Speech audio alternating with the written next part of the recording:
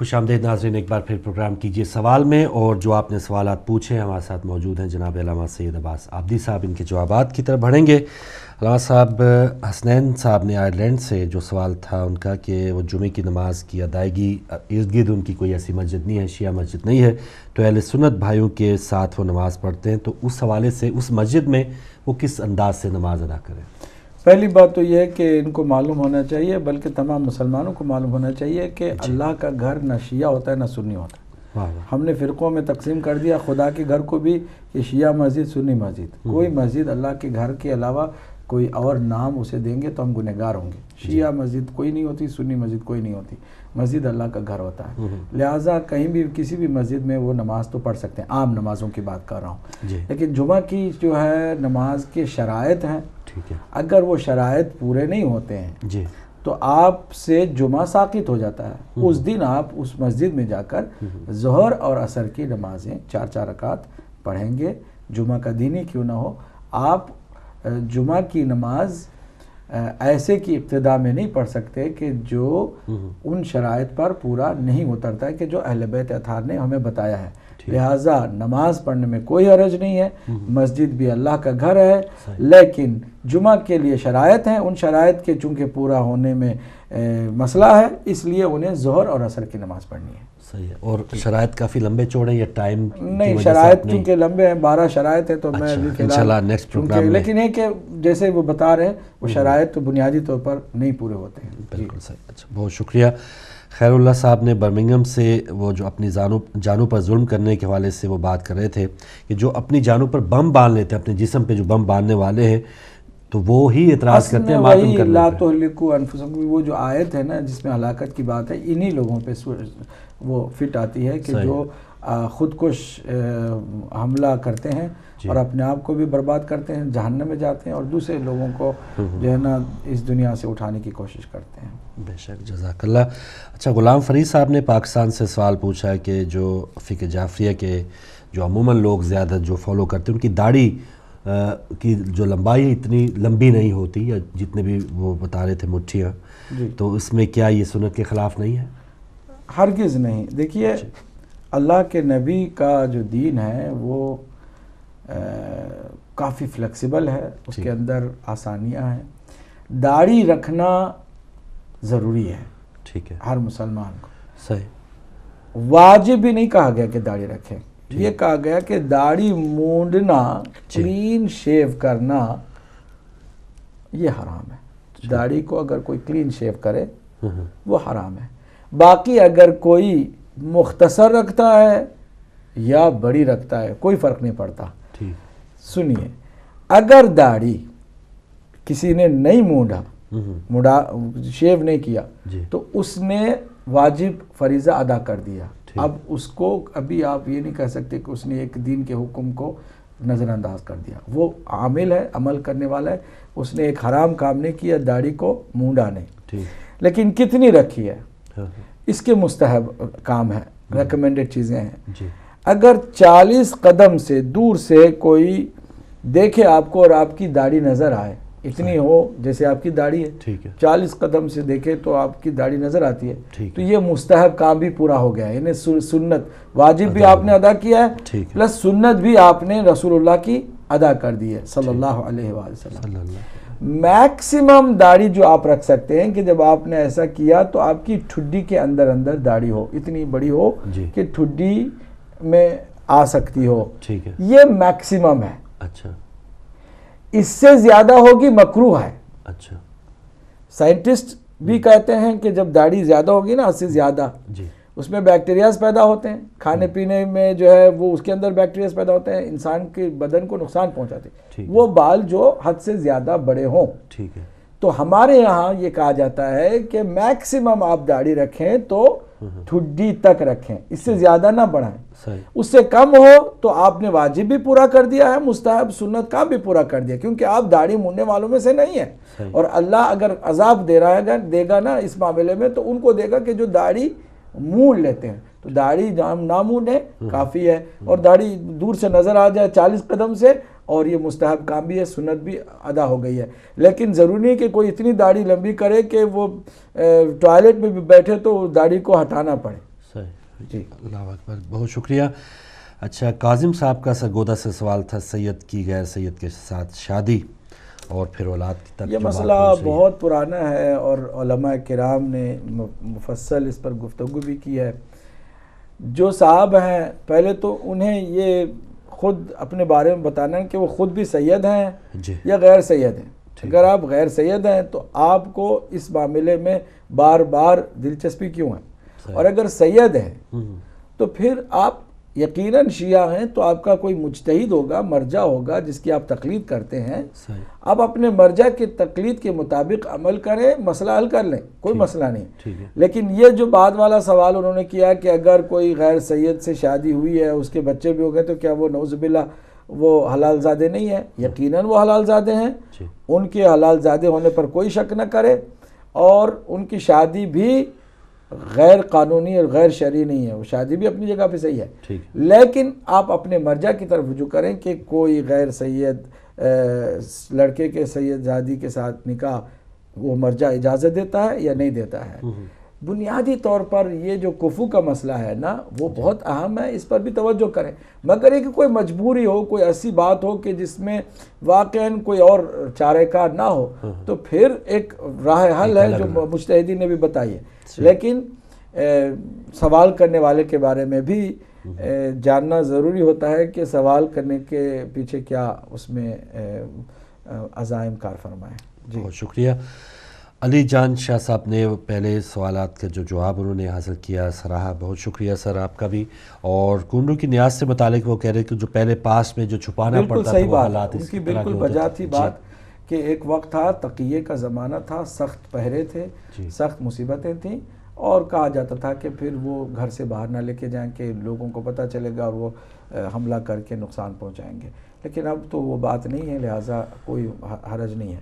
ان کا باقی جو دوسرا سوال تھا کہ کیا اگر خود نہیں کر سکتا تو کیا حصہ اس میں ڈال سکتا ہے؟ بے شک ڈال سکتا ہے. ٹھیک ہے. نیکی اگر ہے یہ کام تو نیکی میں حصہ ڈالنا یقیناً نیکی ہے، اس میں بھی ثواب آپ کو ملے گا اور برابر کے آپ بھی شریک ہو سکتے ہیں، کوئی حرج نہیں. ماشاءاللہ، بہت شکریہ. اچھا، ایک بہن کا سوال تھا، جیسے یہ زیارات کے پیکیجز کے اشتہارات اور لمبی لمبی رقومات بھی ان کی کے بقول اپیل جو ہے وہ یقیناً سن لی ہوگی وہ لوگ، ان لوگوں نے کہ جو لوگ اہتمام کرتے ہیں، اور اگر واقعاً وہ گنجائش ان کے اندر ہے تو ان تمام مومنین و مومنات کو کہ جو تمنا رکھتے ہیں اور زیارت کا شرف حاصل کرنا چاہتے ہیں، ان کے لیے آسانی فراہم. اور علامہ صاحب یہ جو کاروبار ہے، یا ایک تو ظاہر ہے وہ جو بالکل واجب جو ڈیوز ہیں وہ تو دینے ایئر لائن کا اس ٹریول ایجنٹ سے کوئی تعلق نہیں ہے. کاروبار میں بھی اگر وہ تھوڑا بہت کماتے ہیں تو شرعاً حرام نہیں ہے، لیکن یہ کہ لوٹنے کی حد تک نہیں ہونی چاہیے. زائرین کو تھوڑا سا فیسلٹیز جو ہے فراہم کریں اور آسانیاں فراہم کریں، اچھی بات ہے. ان کی اپیل لوگوں نے سنی ہوگی،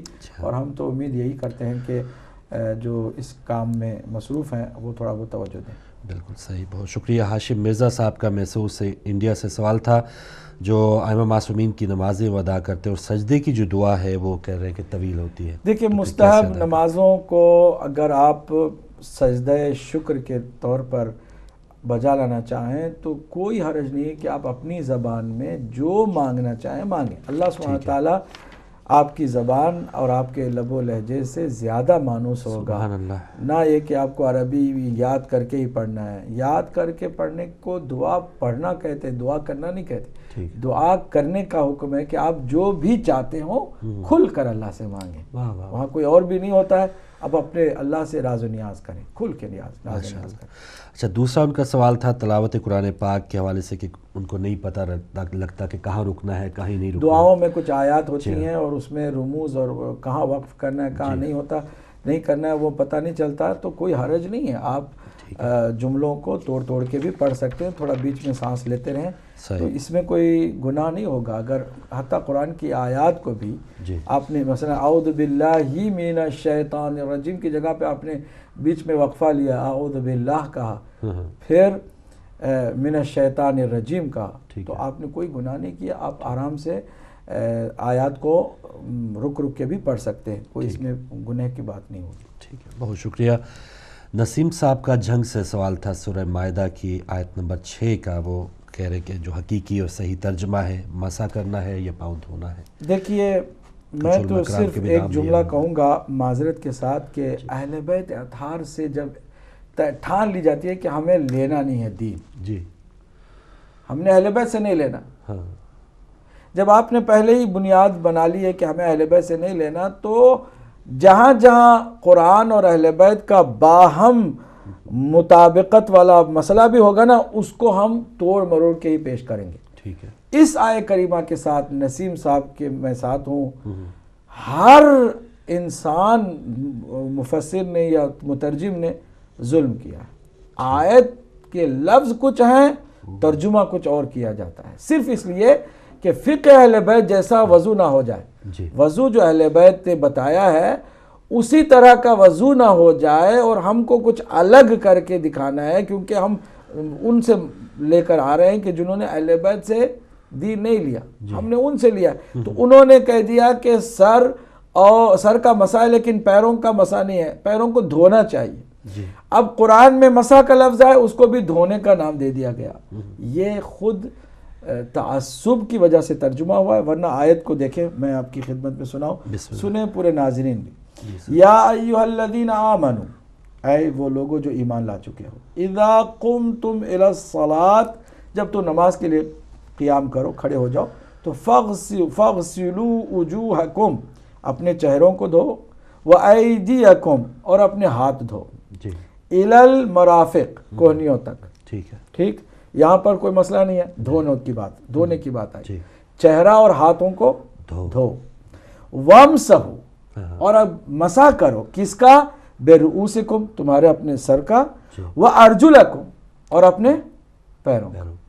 یعنی قرآن کہتا ہے جی دھونا ہے دو چیزوں کو، جی مسح کرنا ہے دو چیزوں کا، جی یہ قرآن ہے۔ بالکل واضح، جی یا ایھا الذین آمنوا، الفاظ دیکھیں، اذا قمتم الی الصلاۃ فاغسلوا، دھو، جی کیا؟ چہرے کو اور ہاتھ کو، الی المرافق، ہاتھ بھی کہاں تک؟ کونی تک۔ وامسحوا، مسح کرو، برؤوسکم وارجلکم، اب یہاں پر چالاکی یہ کی جاتی ہے کہ ارجلکم جو ہے وہ اس فاغسلوا کا نتیجہ ہے، فاغسلوا حکم ہے، دھو چہرے کو، ہاتھ کو، اور پھر پاؤں کو، اچھا اچانک جمپ ہاں ہاں لگا دیا جاتا ہے کہ نہیں، وَأَرْجُلَكُمْ، چونکہ لام کے اوپر زبر ہے، یہ اعراب آپ نے لگا لیے ہیں۔ اعراب کا کیا، یہ تو اعراب قرآن مجید کے نازل شدہ اعراب نہیں ہے، بعد میں اعراب گزاری ہوئی ہے۔ ٹھیک ہے، ہم بھی اپنے قرآن مجید میں جو اعراب گزاری اسی حساب سے ارجلکم ہی پڑھتے ہیں، لیکن وامسحوا کا جو فعل ہے، یعنی حکم ہے کہ آپ مسح کریں، یہ دو چیزوں کے لیے، برؤوسکم و ارجلکم۔ کہتے ہیں بے کا جو ہے اس پر اطلاق ہوتا ہے، برؤوسکم و بارجلکم ہونا چاہیے تھا، وہ ارجلکم کیوں؟ کہ پیروں کے دھونے کے لیے با کا یہاں پر ضروری نہیں ہے کہ اطلاق ہو، اس لیے وہ ارجلکم کہے، وامسحوا ارجلکم، ڈائریکٹ با کے بغیر بھی کہا جا سکتا ہے۔ تو صاف واضح ہے اس آیہ کریمہ میں کہ وامسحوا کا جو حکم ہے وہ دو چیزوں کے لیے ہے، فاغسلوا کا حکم بھی دو چیزوں کے لیے، دھونے کا حکم ہے چہرے اور ہاتھوں کو، مسح کرنے کا حکم ہے دو چیزوں کے لیے، سر اور پیر۔ تو پیروں کو دھونے کا کہاں سے آپ نے نقطہ نکال لیا اور بات کر دی ایسی، اور وہ بھی وَأَرْجُلَكُمْ إِلَى الْكَعْبَيْنِ، یہ جو ابھرا ہوا حصہ ہوتا ہے نا پیروں کے اوپر، وہاں تک تم مسح کرو، یہ مسح کی بات ہے، لیکن دھونے کو ترجمہ کر دیا جاتا ہے اور اپنی طرف سے یہ بات کی جاتی ہے۔ یہ چیلنج ہے کہ کہیں بھی کسی بھی اور جگہ پر ہمیں بتا دو کہ وامسحوا کا حکم یہاں پر آیا ہے تو جو بعد میں وارجلکم آیا وہ سیدھے فاغسلوا کی طرف چلا جاتا ہے، اور وامسحوا جو بالکل نزدیک ہے فعل امر، اس کا اس کے ساتھ تعلق نہیں ہوتا ہے۔ تو یہ قرآن کے ساتھ زیادتی ہوتی ہے، اور صرف اس وجہ سے کہ فقہی طور پر پہلا سبب دیکھو نا، اگر مائنڈ پہلے سے سیٹ کر لینا آپ تو آپ قرآن خود بدلتے نہیں، علامہ اقبال کا شعر ہے نا، خود بدلتے نہیں قرآن بدل دیتے ہیں۔ کیا کہنا ہے، بالکل حقیقت ہے۔ جو اہل بیت اطہار کی روش سے ہٹ کر گئے ہیں نا، ان کا حال یہی رہا ہے۔ بے شک، بہت شکریہ جی۔ اگلا سوال تھا مقصود حسین سید صاحب کا، وہ اللہ تعالیٰ ان کو زندگی دے، وصیت لکھوانا چاہ رہے ہیں، اور کہہ رہے ہیں کہ جو انہوں نے وکیل کو یہ اسلامی نقطہ نظر بتایا تو وکیل صاحب نے کہا کیونکہ یہاں یو کے میں یہ برابر کے حقوق ہیں، برابر کے حصے ہیں، تو آپ ایسا نہیں کر سکتے، یا انہوں نے انکار کیا ہے. تو کیا آپ وہ اپنی مرضی شامل کر سکتے ہیں وصیت میں؟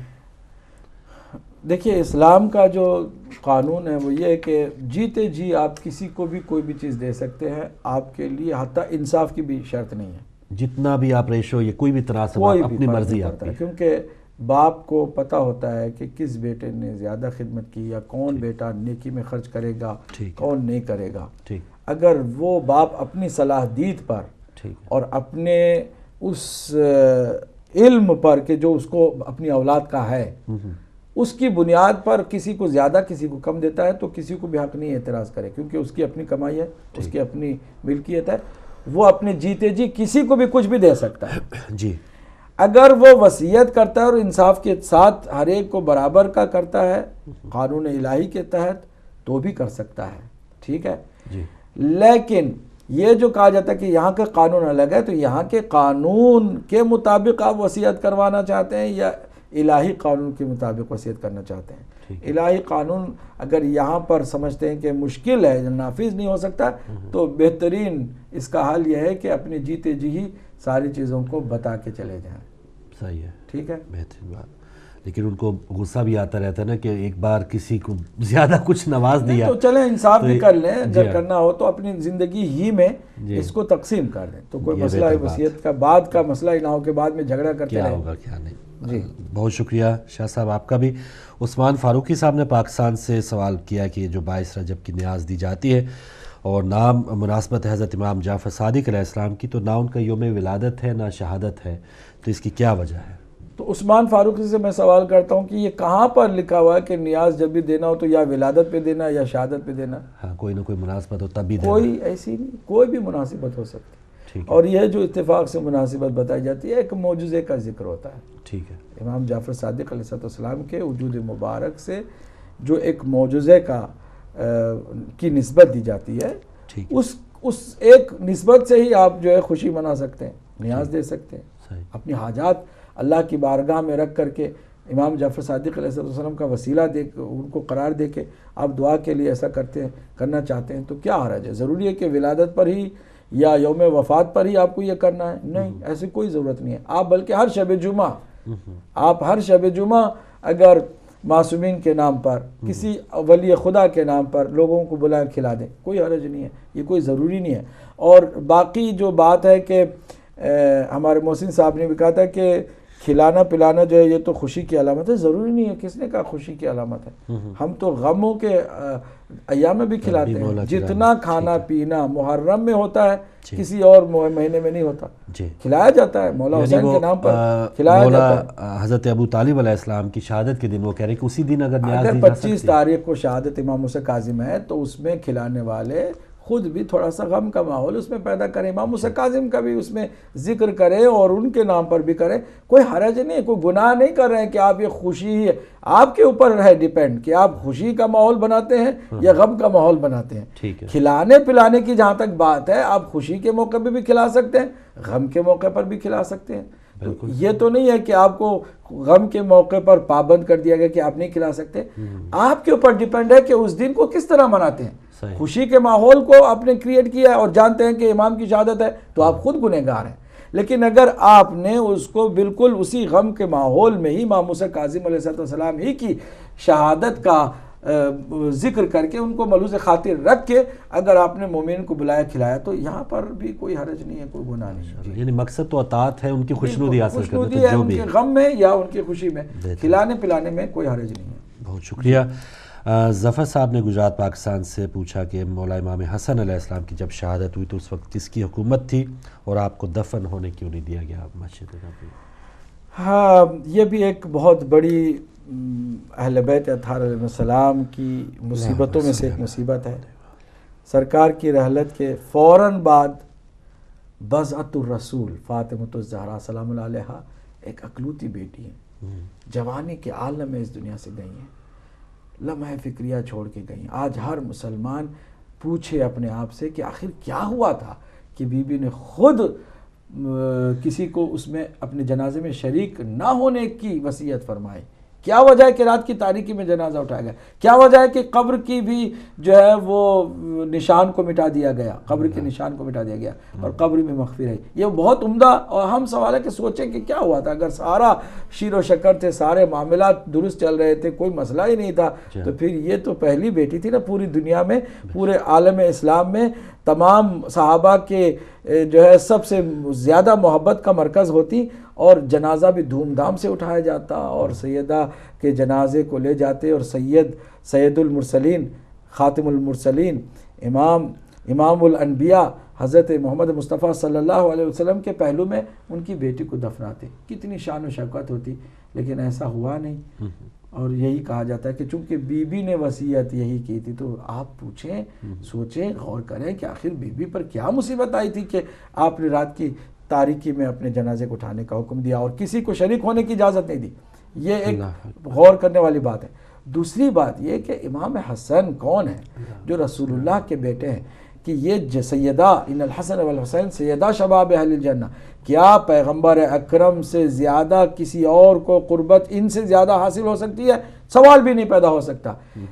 انہوں نے وصیت بھی فرمائی، چلے ماں نے تو وصیت کیا کہ مجھے میرے جنازے میں کسی کو شریک بھی نہیں کرنا، رات کی تاریکی میں بھی اٹھانا، میرے قبر کے نشان کو بھی مٹا دینا، وہ تو وصیت تھی۔ یہاں وصیت بھی امام حسن مجتبیٰ نے کی کہ میرے نانا کے پہلو میں مجھے دفن کرنا۔ اس کے باوجود البتہ وصیت چونکہ امام کو پتا تھا کہ دشمنوں کی حکومت ہے، دشمن ایسا کرنے نہیں دیں گے، اس لیے امام نے البتہ وہاں گنجائش وصیت میں رکھی کہ اگر رکاوٹ ڈالی گئی تو میرے لیے ایک خون کا خطرہ بھی نہ گرے۔ امام حسین سے وصیت فرمائی اور مجھے جنت البقیع میں بعد میں لے جا کے دفن کر دینا۔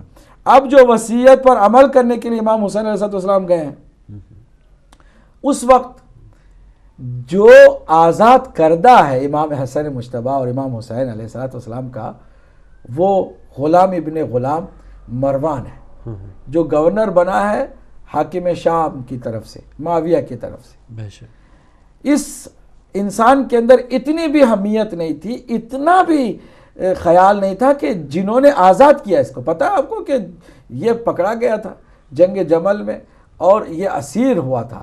مولا علی علیہ السلام کے سامنے دونوں یہ فرزندان جوانان جنت نے سفارش کی تھی کہ اس کو چھوڑ دیں، اس کو آپ آزاد کر دیں، تو ان کے احسان کا اتنا سا بھی اسے خیال ہوتا تو کہتا ہے کہ فرزند رسول ہیں، ہم شان و شوکت سے رسول اللہ صلی اللہ علیہ وسلم کے پہلو میں دفن کرنے دیں گے، نہیں، اس نے منع کیا۔